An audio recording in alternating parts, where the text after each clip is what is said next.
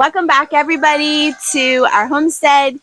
We wanted to take a minute. I know we've been laying low a little bit. There's been a lot going on. Some of it good, some of it just normal life chaos. You might have heard we've experienced, we had a Valentine's Day, massive flooding, and this weekend we're actually experiencing a little bit of the tail end of it. But this is why we wanted to come and make this video, so that we can maybe help other people who might be thinking about moving to the mountains and are not familiar with the amount of water runoff that you deal with.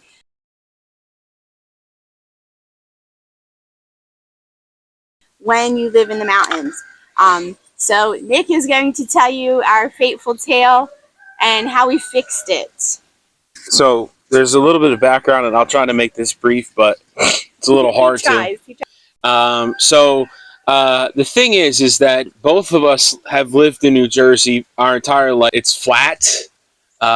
When it rains, you get an umbrella and wear a poncho. Never really heard of any flooding except like down by the shore, which was very common. We didn't live down by the shore. We were about an hour away. So we never really experienced that kind of like flooding.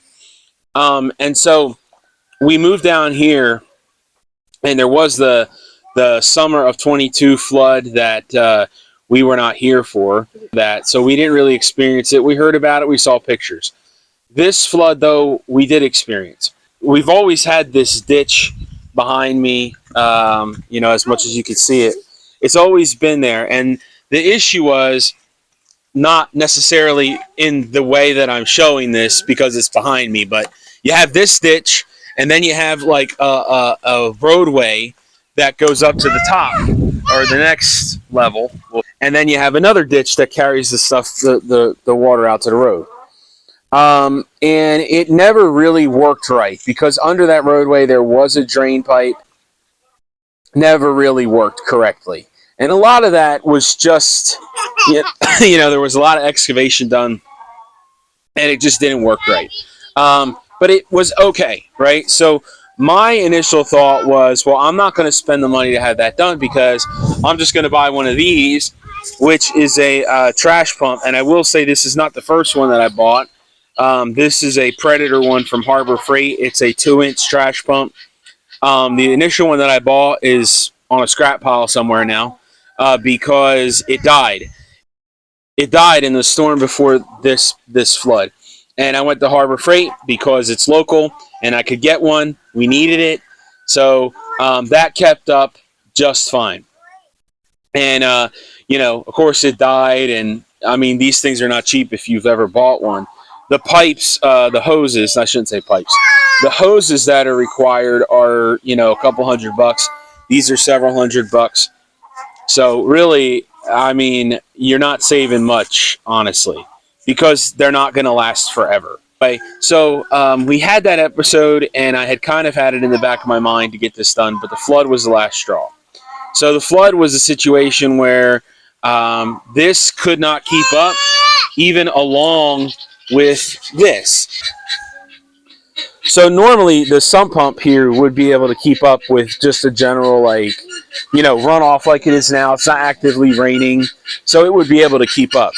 But the issue is that during the flood, I had this electric sump pump going and this trash pump going, and it wasn't able to keep up. So what does that mean?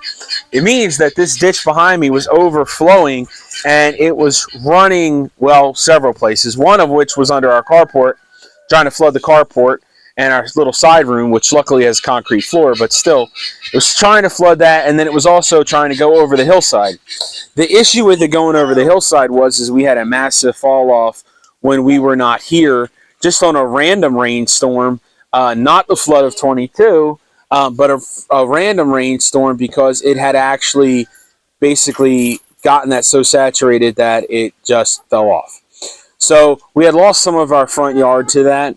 I got to tell you on just a personal level that I was extraordinarily upset because we had gotten several quotes on trying to get it fixed, and it was tens of thousands of dollars because of where we live and the road that we live on. would require us basically to shut the road down probably a day or two, pay flag people to come out and, do the flags because it would be one lane traffic and all this stuff. And to be honest, half the price was basically tied up in that, as opposed to them actually coming to do it, backfill it, put in these rock cages to basically support it going forward. And I will say that's pretty much how they do it. They've done it in many, many places around here. I've seen many, many places that do that. It's not uncommon. It is a pretty common thing, especially when you have like fall offs like that. So anyway, so it was a pretty big undertaking, and I had just resigned myself that we weren't going to worry about it. I had a couple people come out and look, and they were pretty sure that it wasn't really going to fall off much more. The house really wasn't in danger of like falling off the side of the mountain, so I didn't worry about it too much. But when we did this ditch idea, we basically, I had somebody come out, an excavator, come out, look at it, tell me what he thought. How can we correct this ditch issue? It's just a matter of digging this ditch down. It was about 12 inches deep, and we needed to get it down to about 3 to 4 feet deep. Actually, what I had asked him was what diameter of pipe does he recommend for this situation? And his response, it was a gentleman whom we know well. He lives very close to us, and his dad. And he was like, well, you could probably get away with like 12-inch pipe. And funny thing is his dad was like, well, he's like, do you want to get away with like never having to clean it? And I'm like, yeah, as a matter of fact, I do. I don't want this thing to ever back up, if that's even possible. And he said, well, then I would say you get 20 or 24-inch pipe. And I said, okay. Now, if you think about that, you think, it's 2 feet, not a big deal. But this pipe is massive. It was a 20-foot length, and it was 2 feet in diameter. I had to actually, because our driveway is a little tight, so they had to pull it in on a flatbed, and they like put it on the side of the driveway, and I had to use the winch of the side-by-side to pull it up. It is just a plastic corrugated pipe that's specifically designed to be a drain pipe. It's high intensity, high durability, which means like you can drive a bulldozer over it when it's like impacted in dirt. Yeah, and we have, a little sooner than I would have liked to, because we had to have some more work done up the mountain. But anyway, so the thing is that we were in this situation where, the costs were piling up. That pipe's not cheap. And then, of course, it was a day's work. And it was starting to pile up as far as costs go. But when he was here, going over it, because we had to obviously dig the ditch all the way down to the road. I mean, you're talking like 100 or so feet. I don't know exactly how much it is, but plus you're talking about they had to, right where I'm sitting, they actually kind of like took some dirt down because this was really built up, and it made it so that if water did get under the carport, it was stuck there. So because the dirt was higher than the concrete in the carport, so the water couldn't ever run off. So the idea was to scrape this down a little bit, get the ditch dug out, and hopefully not have a drain issue for a long time. Well, one of the things that came up in this was, what do we do with the dirt? And because he was telling me, he's like, there's going to be a massive amount of dirt. As a matter of fact, the work that the piece of equipment that did the work was a mini excavator. And, it's a small bucket, right? So, like, how are you going to take every bucket of dirt and, as you get it and, roll the excavator from here over there, like, 25 feet and then come back? It's a lot of work. So he said, no, he said, what we're going to do is, he said, we're going to take the Mini X and build make a pile basically of dirt here. And then he said he had a skid steer and he would bring the skid steer in. He would then take and just drive it over and dump it over the hillside. So I was like, okay. And, at the time of all this, I really didn't anticipate how much dirt it would be. We lost a dump truck full of dirt or so, roughly, when that fell off initially. So it's a lot of dirt. but I never expected it to be enough dirt to fill that. So we had really kind of wrestled with the idea of doing this. I won't say how much it was exactly, but it was not a cheap endeavor at all. The thing is that sometimes you just have to take that expense and just do it. The interesting thing that I have noticed actually as recently as early this morning, when I had gotten up, funny story, Aggie kind of like wandered into the living room at like 4 a.m. for some reason and was trying to play with a cat. I don't know why, but I had gotten up in that moment and it was raining pretty good outside. And I thought to myself, you know what? This drain operation was really worth it because guess what? I would have had to come out here and fill this to get the pump going again. The problem is these things are not meant to run all the time, like all the time. So if you did put an auxiliary gas pump in it, like or gas tank, excuse me, you put up another one so that it basically runs in perpetuity, days at a time. It's going to do damage to it, and I've seen that happen. So I don't like to do that. I know that I could have, but it would have severely diminished the life of this trash pump, which is not what I wanted to do. So, that's kind of where I was at. I was having to basically wait to go to bed until about midnight. I'd get about 3.5 hours or so, roughly, out of a tank of gas on this thing. So, not a long time. I'd have to wake up around 4 or 5 to come out and, put gas in it.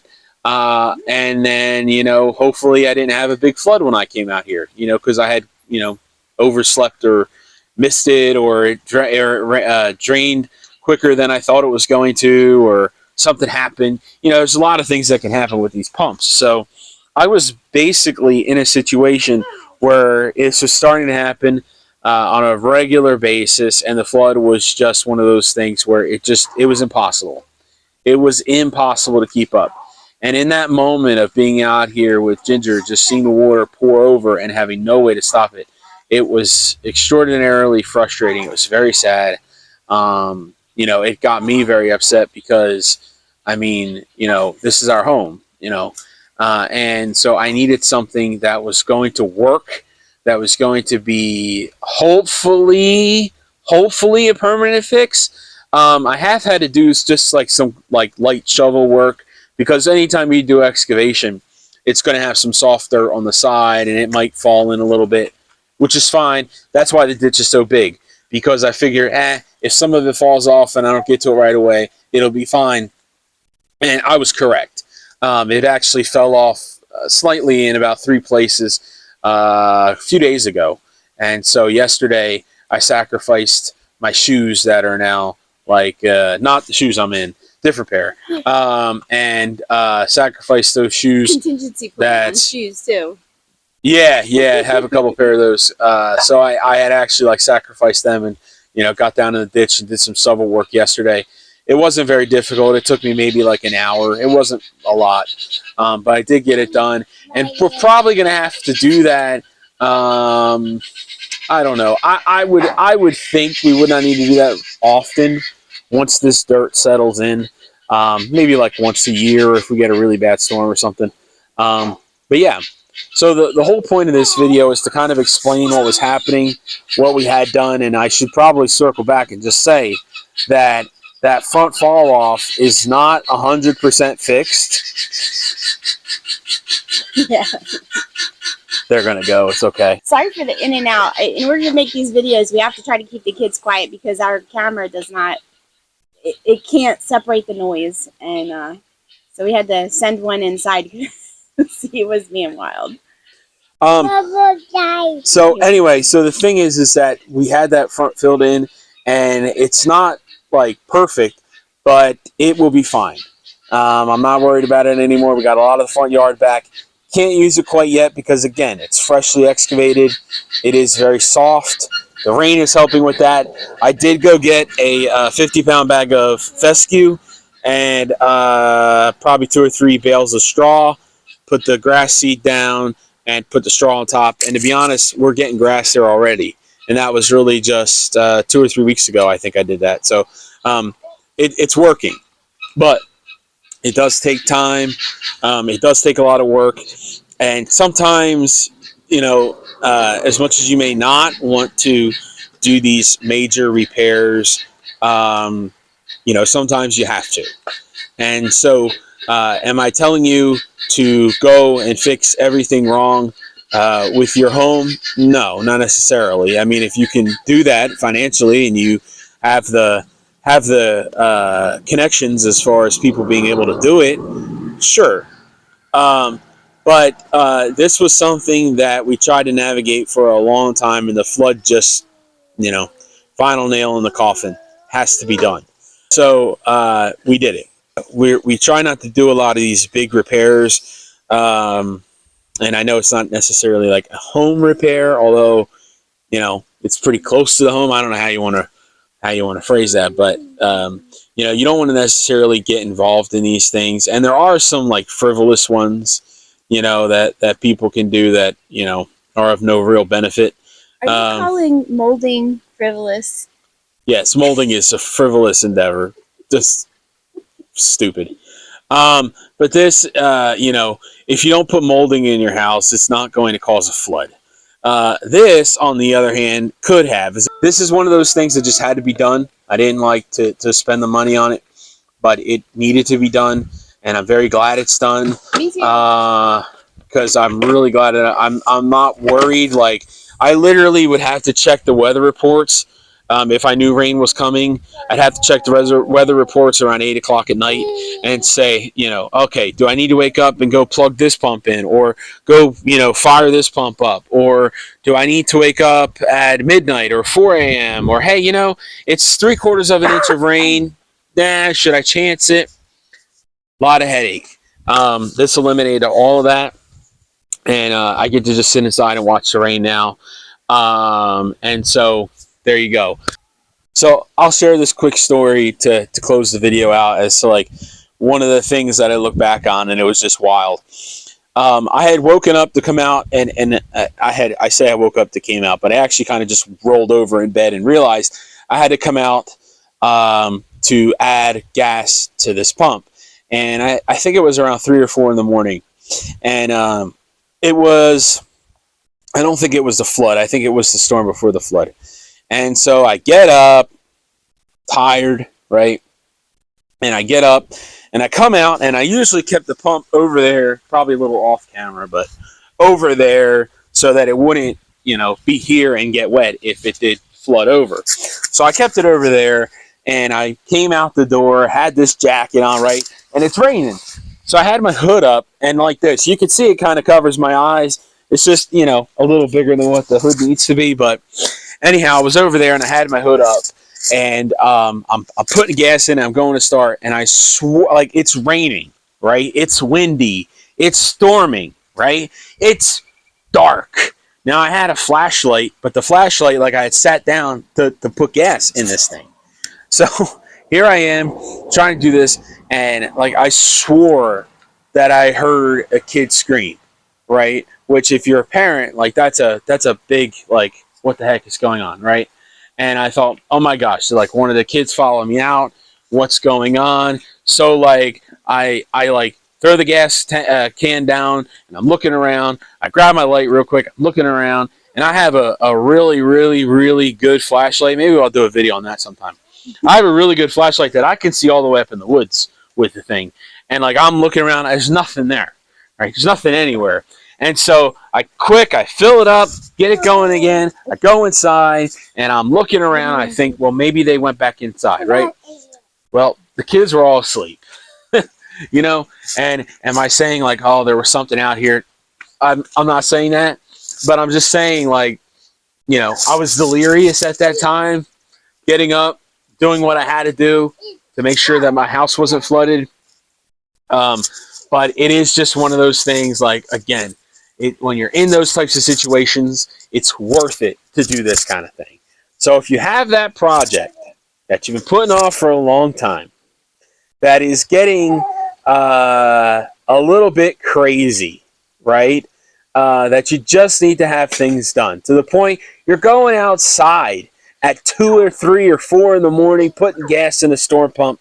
this is maybe, and if you're me, right, this is my call to say, just get it done. Whatever needs to be done, just get it done. Now's the time. And hopefully you get it done, and hopefully it's what you want. And hopefully that you're living where you want to live, you're in a good space, and yeah. So that's our story. Probably to it. many more times, many more stories to come over time. I would only add that Oh, we knew that we were going to have to do. I know it's a big rock, honey. We knew that we were going to have to do this, so we kind of had to hold off on, you know, for me, some landscaping stuff.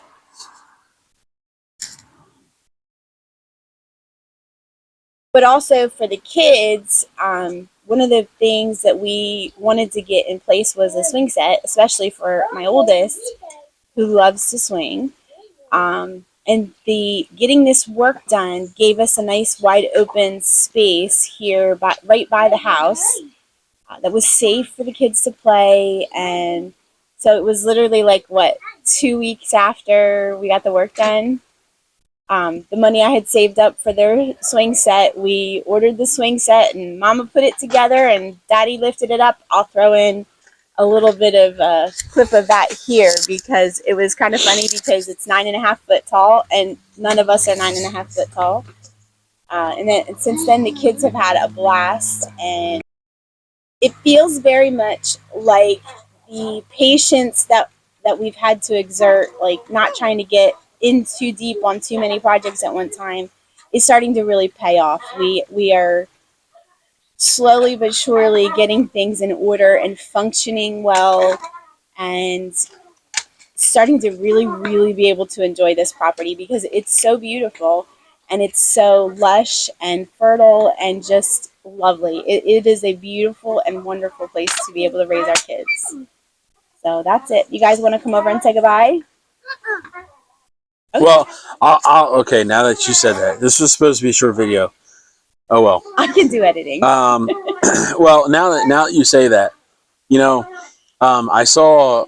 We're still in. Well, I mean, she is too, but I am in a lot of like New Jersey groups, and it's crazy some of the stuff that I've seen that that's happening there. I'll share 3. Okay, I'll be brief. Maybe, probably not. Do you know how to be Listen, brief? I teach.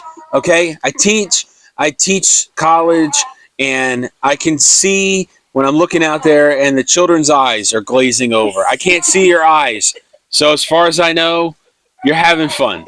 No, they've just hit exit. And at that point, I'm like, all right, guys, we're calling it a day. No.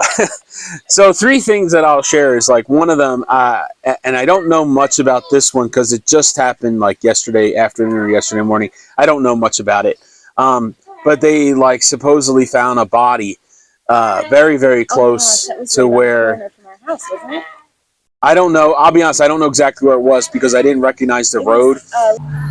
I don't know exactly where it was. I have an idea of about where it might be. I don't know exactly where it was. But it was relatively close to where we were, and I don't know much about it, but wild times. Also, I saw several news stories about this second one, and to be honest, it's wild. I don't know exactly when it's supposed to happen. I think it's supposed to happen, like, I guess within the next year or 2. I'm not sure. But New Jersey is trying to ban outdoor bird feeders. Why? I'm sure there's some reason that a biologist smarter than myself has come up with, but that doesn't mean that it's appropriate. That doesn't mean that it is good. That doesn't mean that it should be done. And I think that it's crazy. Like outdoor bird feeders, come on. And so they're trying to do that. And so what's happening is the counties and the townships and the boroughs and, you know, all these different places are actually banning them sooner to get ahead of the state ban. That doesn't make much sense to me, but whatever. And so you're having all this stuff happen. And actually the third one, because there's just so many things going on. The third one was actually a woman who had a small dog. I don't know this woman. I don't know the situation. I just saw like she had actually uploaded the papers to a group I'm in, the court papers. She's actually being sued because her dog was barking inside of her apartment. And while I can understand that that is maybe annoying to some people, um, that seems excessive, right? She was being sued. Like she had to go to court over this. You know, what's going to happen? We don't know. I don't know if they're going to like order the dog to be euthanized. I don't know if they're going to take the dog away. I don't know if they're going to, you know, say, hey, you got to pay so much money. I don't know. I think it's crazy. Here, you know, there's none of those things. I can honestly say that moving here, being where we are, um, it's a wonderful experience. Having lived where we lived and how we lived in New Jersey versus how we live here is night and day. And if you're in that situation where you know you are maybe in one of those places that's doing that kind of stuff, and I mean, I don't want to, you know, guilt anyone. I don't. But if you're in that situation, maybe, and you know that it's wrong, and you're listening to this, and you're like, "Gee, I'm hearing what he's saying." Maybe somehow, you should maybe look at moving. Um, you know, we love it here in Kentucky.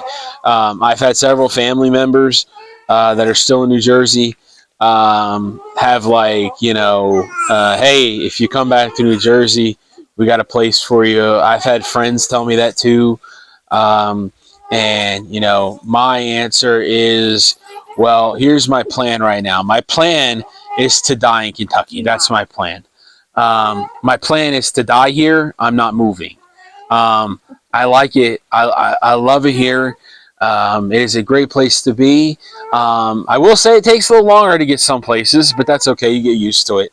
Well, You know, the people, like, they're just, yeah. we could all learn. We could all learn to just Everybody's a lot nicer. be kinder. Yeah, be kinder and just be, like, just more decent and care about your neighbors and, Yeah. And I think Not there's that a we lot. want Kentucky to get overloaded with outsiders, because that's not what we're saying. Yeah. If you're coming here, you need to come here understanding that this is a very different way of life, and it's a good way of life. Yeah. And you have a lot to learn from your community, and you have a lot to give to your community. That's if you're going to move here, you need to come with that mindset. And if you're gonna come here, you know, like I know like Lexington and Louisville. I'm not saying them. Even places like Bowling Green and Frankfurt. I'm not saying those places because they are more like city-like. But you know, a lot of these hollers and these little like towns and stuff are very secluded, even more than we are. Um, you know, very secluded, very out of the off the beaten path. You know, and if you're looking to just kind of have a simple life, then this is probably a good place for you. You know, there are some great people here, and I don't know how we got so fortunate, you know, to kind of like find this place, but by the grace of God, you know, It was we are all here. God. Have we ever told the story? Like, I think we have. it was all God. But we are so thankful for being here, and we are just in awe every day of being able to live in this place. It is a privilege for us to be here. We know that it's a privilege. I know that it's a privilege, and we are extraordinarily fortunate, and we have met some awesome people. And you know, we try. You know, we've been here now 2.5 years, and we're trying to get involved in different things. But one of the things that's not really relevant to necessarily Kentucky per se, but one of the nicest things, and this might sound bad, but is that You know, when I was in New Jersey and I was working for a church, I was working at a church. I was the assistant pastor at said church, and I had been doing that. I had been involved in some ministry for years and years, like almost a decade. Actually, I think a little over a decade, if I think something like that. We'll say about a decade. And so I was always involved in that, having to be in charge of different things. And down here, I'm not in that situation. And I'm very thankful to be able to go to church and actually like sit there for service and not necessarily have to be doing a bunch of things. Again, I know that I could have done that in New Jersey, but it just felt like I had to get out of the bubble, really, to experience that in the way that I was supposed to. So I'm thankful for that. I'm thankful for everything that, all the opportunities that we've been given. And again, not to like keep repeating myself, and this video is way longer than what it needed to be. But I'm sure that my editor-in-chief will cut out a bunch of things. So I'm thankful for that. And you know what? I think it has to do with just the fact that, you know, I'm going to be, my birthday here is coming up in a couple months, 2 months, less than 2 months.